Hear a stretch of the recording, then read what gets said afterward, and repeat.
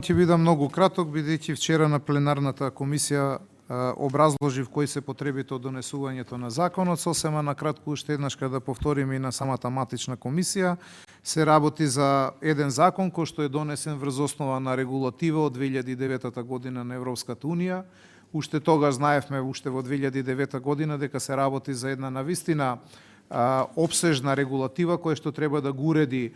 производството, трговијата и прометот со препарати за заштита на растенија на ниво на цела Европска унија. Тоа е вака една комплексна материја која што навистина изискува голем број на промени во нашата држава, кои што треба да настанат пред се према економските оператори, и затоа во првиот момент не беше донесен таков закон, туку постепено во постоечкиот закон за производи за заштита на растенија беа вметнувани одредени аспекти од оваа регулатива. Меѓутоа во 2018 година се направи прво обид, па беше неуспешен заради мислењата на стручната фела, па понатака во 2020 година конечно и се донесе овој закон за фитофармација. По многу нешта и ден денеска моето лично мислење дека е малце преуранет овој закон. Можеме да видиме дека во голем број од одредбите тие се или со одложена примена или ќе стапат во сила дури откако Македонија ќе стане членка на Европската унија. Како и да е, законот го имаме, тоа е барање на ЕУ и во овој случај по барање на стручната фела која се произнесе во однос на одредени прашања дека треба да ги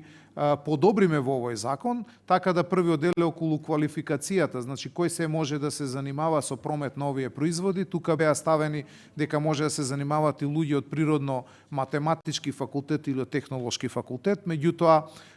експертите од областа сметаат дека овие студенти завршени на овие факултети немаат испити кои што би биле адекватни за да се занимаваат со оваа материја, па затоа се менува наместо тоа. Неосновано беа исфрлени студентите со дипломираните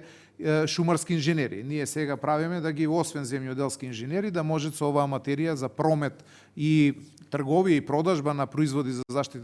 заштита на растенијата да може да се занимаваат и дипломирани шумарски инженери. Повторно ќе потенцирам дека тоа е по барање на фелата, по барање на стручните лица од оваа проблематика, и во овој дел правиме и преработка во делот за обуките кои што ќе треба да ги поминат и лиценцирањето кои што треба да ги поминат стручните соработници и операторите кои што се занимаваат со продажба на овие препарати, така да тука воведуваме дека повторно стручни лица од земјоделските средни училишта или од земјоделскиот факултет ќе ги држат тие обуки, што е и логично по нешто, и втората работа, оние лица кои што стручно ќе се занимаваат ќе мора да имаат во овој дел од обуки да бидат и лиценцирани за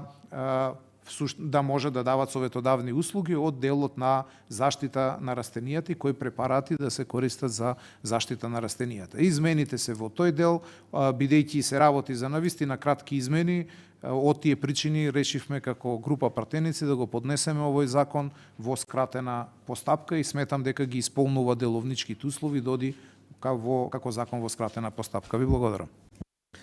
Благодарам. Дали некој друг се